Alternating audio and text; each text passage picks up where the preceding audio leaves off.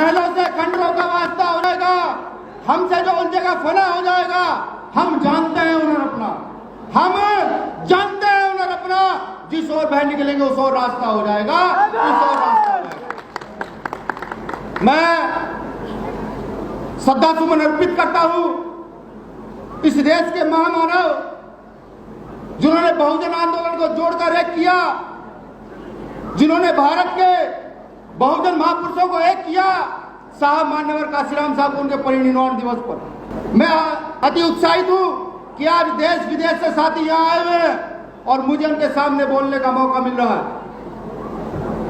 मैं ये भी स्पष्ट कर दूं कि भीम आर्मी का प्रत्येक कार्यकर्ता जो देश के अंदर विदेश के अंदर काम करता है वो समाज के लिए समर्पित है, वो अपने धर्म के लिए समर्पित है, वो एकता अखंडता के लिए समर्पित है, वो समर्पित है, वो तब तक समर्पित है जब तक इस मूवमेंट को पीक पर ना पहुंचा दिया जाए। मैं निवेदन करता हूं तमाम बंदे जी से या तमाम जितने अम्बेडकराइट लोग, फूले साहब अम्बेडकर की विचारधारा के लोग यहां आए हैं कि कभी आपको भीम आर्मी के कार्यकर्ता की आवश्यकता पड़े तो सिर्फ 1 मिनट का आपका वीडियो छोड़ दीजिएगा।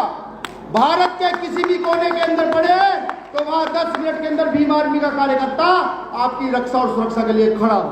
बुलबुल के पंजों में कभी बाज नहीं होते, बुज़दिलों के हाथों में कभी राज नहीं होते। जिस कौम को पड़ती है सर झुका के चलने की आदत, उस कौम के सरों पे कभी ताज नहीं होते, ताज नहीं होते, ताज नहीं होते। जब आपको लगे कि आज भीम आर्मी के आंदोलन की जरूरत है, अब इस देश को बंद करने की जरूरत है, जब आपको लगे कि नहीं अब बड़े बड़े घरों में बैठकर हम लोगों को न्याय नहीं मिल रहा है, तो साहब भीम आर्मी को आदेश कर दीजिएगा। पूरे संवैधानिक दायरे में आर्टिकल 19 का प्रयोग करते हुए इस देश को भी बंद करेंगे और गली चौक चौराहों पर खड़े होकर चिल्लाएंगे कि अब इस देश को ईडीएफ की आवश्यकता नहीं। यह भी वादा करते हैं।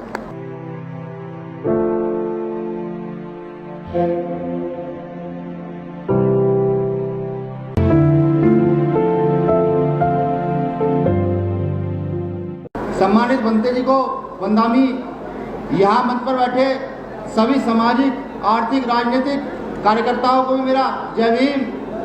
सबसे पहले अपनी वाणी से जो कहूँगा वो कहूँगा दिल्ली वालों के लिए। किस लिए कहूँगा? वो इसलिए कहूँगा कि उनको समझ जाना चाहिए कि ये जो कार्यक्रम चल रहे हैं, जिनको बौद्ध कार्यक्रम कहा जाता है, ये भारत की संस्कृति के कार्यक्रम है, भारत के इतिहास के कार्यक्रम है। तो मेरे शब्दों पर गौर फरमाइएगा। साथियों, महलों से खंडरों का वास्ता हो जाएगा, हमसे जो उलझेगा फना हो जाएगा। मैं एक वादा और करता हूं, बड़ी जिम्मेदारी से करता हूं कि इस देश की संस्कृति को जैसे जैसे वापस लौटाया जा रहा है माननीय भंते जी के द्वारा, यहां के सामाजिक कार्यकर्ताओं के द्वारा, कुछ इस देश के कुकर मुर्गे जो मनु की औलाद है वो ये समझ बैठे हैं कि वो 4 लाइनों की पंक्ति लिख करके और कोर्ट में जाकर मुकदमे दर्ज कराएंगे हमारे लोगों के खिलाफ। तो मैं चुनौती दे दूं उन लोगों को भी कि जहां समाज का काम हो रहा हो, जहां समता समानता की बात हो रही हो, जहां बुद्ध पेरियार की बात हो रही हो, उन लोगों को छेड़ने का प्रयास मत कीजिएगा। तुम्हारे पास वकील कम होंगे लेकिन हमारे पास वकीलों की फौज है, अभी देखा होगा आप लोगों ने, फौज है। ऐसा ना हो कि इस देश में लोकतंत्र है, हम पंचशील लेकर निकल जाए, जो कारवा हमने अगले 20 साल में पूरा करने का टारगेट लिया है वो कहीं हम अगले 2 साल में पूरा ना कर जाए। ऐसा ना, हमें इस काल चक्र के हिसाब से काम करने दीजिए। हमारे महापुरुषों ने बहुत शोषण कहा, तुम्हारी गुलामी बहुत सही, लेकिन आज हमारे महापुरुषों को समझ आ गया है कि सम्राट अशोक कौन थे, राजा वैद्रथ कौन थे, ये अब हम लोगों को समझ आ चुका है। चिंता मत कीजिए, चिंता परेशान होने की जरूरत नहीं है। बहुत जल्द इस देश के अंदर सम्राट अशोक का राज स्थापित होने वाला है, ये मैं आपको दावे के साथ कहता हूं। अभी बहुत सारी चिंता है, जैसे ईवीएम की चिंता हमारे माननीय एडवोकेट साहब ने रखी, बहुत सारी चिंताएं नीचे से ऊपर तक रखी गई। तो मैं ये कहता हूं कि हम भी पढ़े लिखे लोग, हमें भी डॉक्टर वकील हैं, हमारे यहाँ के यूपी के प्रदेश अध्यक्ष जो है doctor Kuldeep Bhargav, PhD gold medallist है।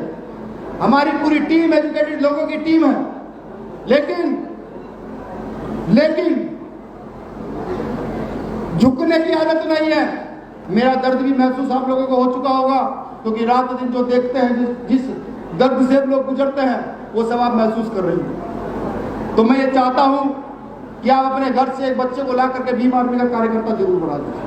ये आज के लिए सही होना हो, लेकिन अगले आने वाले 10 और 20 साल के लिए ये बिल्कुल सही होगा, क्योंकि ये तय हो चुका है, दिल्ली की घटना से तय हो चुका है कि जब जब आप भारत की संस्कृति बौद्ध धर्म की ओर अग्रसर होंगे तो आपके खिलाफ ना जाने तरह तरह के षड्यंत्र यहाँ की सरकारें करेंगी। ये तय हो चुका है। उस समय आपको भीम आर्मी का कार्यकर्ता आपकी ढाल बनकर आपके सामने खड़ा होगा। चंद लाइनों से अपनी बात खत्म कर दूंगा।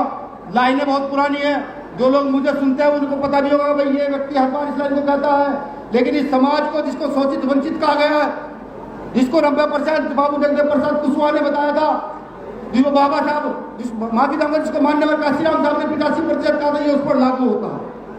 क्योंकि धर्म को भी स्थापित करने के लिए एक ताकत की आवश्यकता होती है। वो ताकत लोकतंत्र के अंदर नींद बाबा साहब अम्बेडकर करके गए। उसी ताकत के लिए 2 लाइन है। साथियों, बुलबुल के पंजों में कभी बाज नहीं होते। बुलबुल वो 15% मनोवादी व्यवस्था के लोग जो आज हमें मूर्ति पूजा से लेकर आडंबर षड्यंत्र सब कुछ सिखाते हैं, वो लोग। और बाज ये जो आवाम सामने बैठी हुई, जो सब लोग यहाँ बैठे हुए हैं, जो बार बार एक ही बात कहते हैं कि मानव मानव एक समान। बुलबुल के पंजों में कभी बाज नहीं होते, बुज़दिलों के हाथों में कभी राज नहीं होते। बुलबुल के पंजों में कभी बाज नहीं होते, बुज़दिलों के हाथों में कभी राज नहीं होते। जिस कौम को पड़ती है सर झुका के चलने की आदत, उस कौम के सरों पे कभी ताज नहीं होते, ताज नहीं होते, ताज नहीं होते। शुक्रिया। जय भीम, जय भीम।